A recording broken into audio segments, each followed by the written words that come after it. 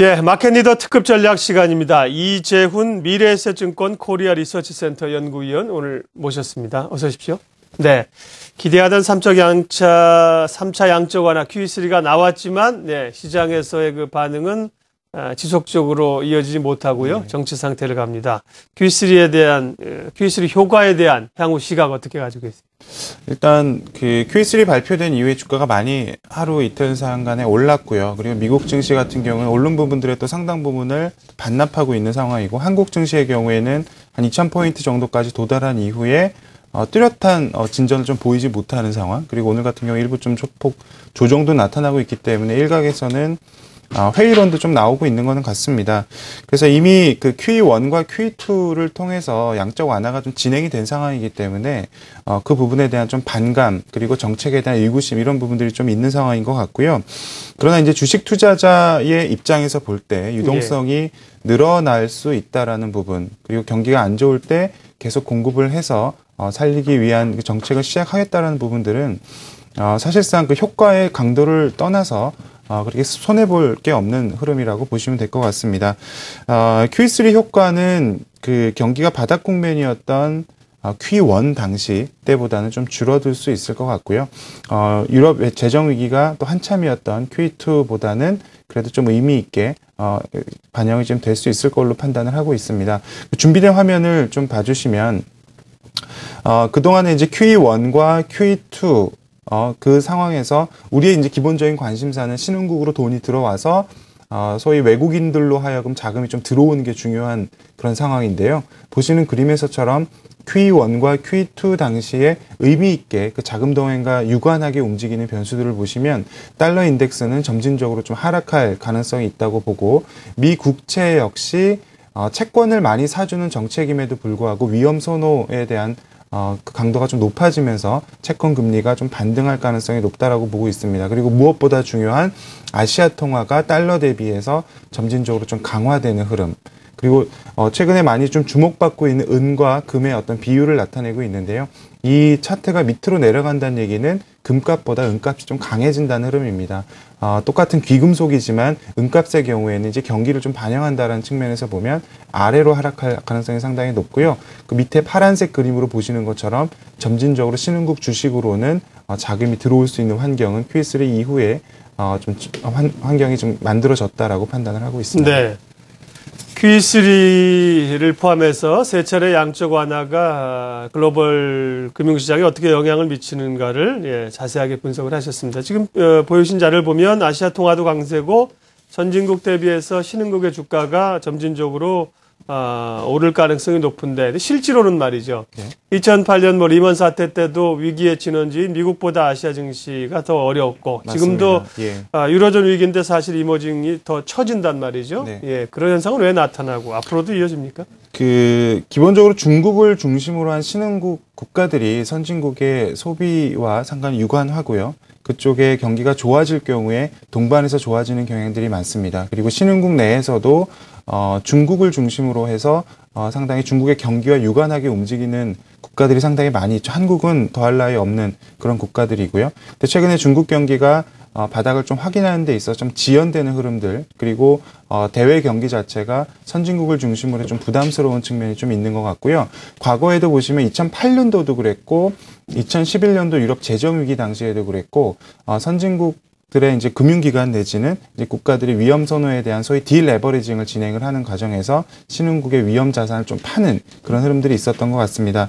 근데 하나 재미있는 사실을 좀 소개시켜드리고 싶은데요. 준비된 화면을 한번 봐주시면 1999년부터 지금까지 글로벌 증시가 상승했을 경우에 신흥국 주가와 선진국 주가와의 어떤 상대 강도를 나타내고 있습니다. 네.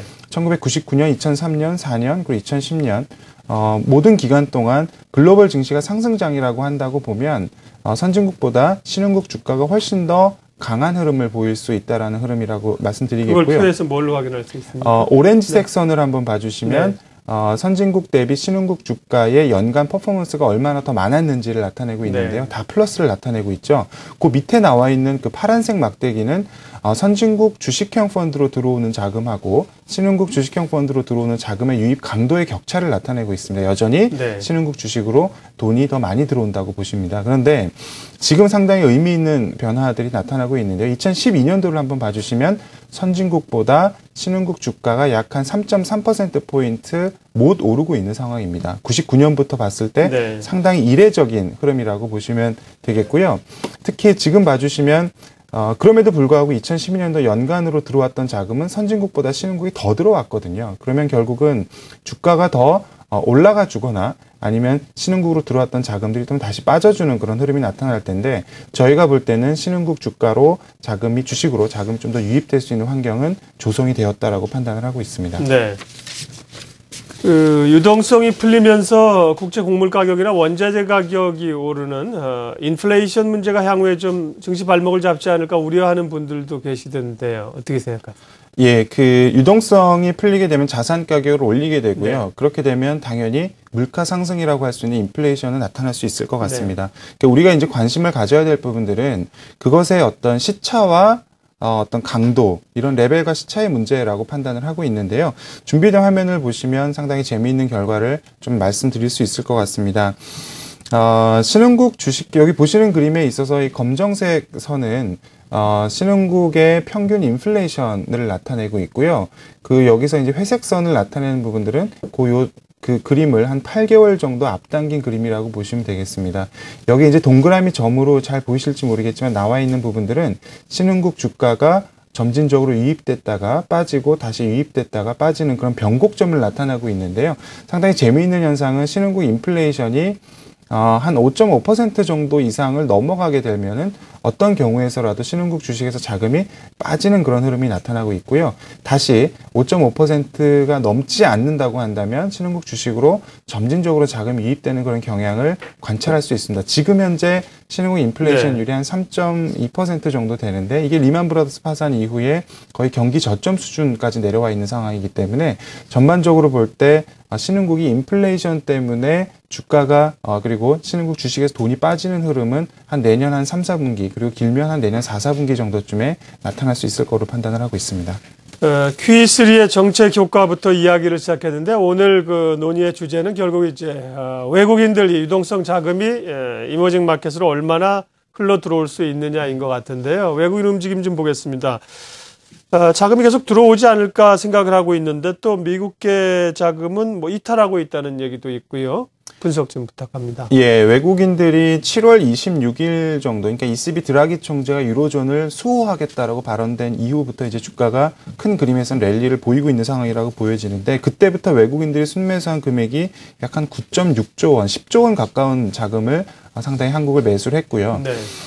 그때와 상당히 비견되는 장세가 연초 랠리, 우리 ECB가 LTR로 시행한 이후에 랠리했을 당시가 한 10.7조 원 수준입니다. 그때와 비교해보면 상당한 수준인데, 지금 이제 말씀하신 대로 국적별 매매 동향에 있어서 미국계 자금은 한 6개월 정도 지금 자금이 빠지고 있는 상황입니다.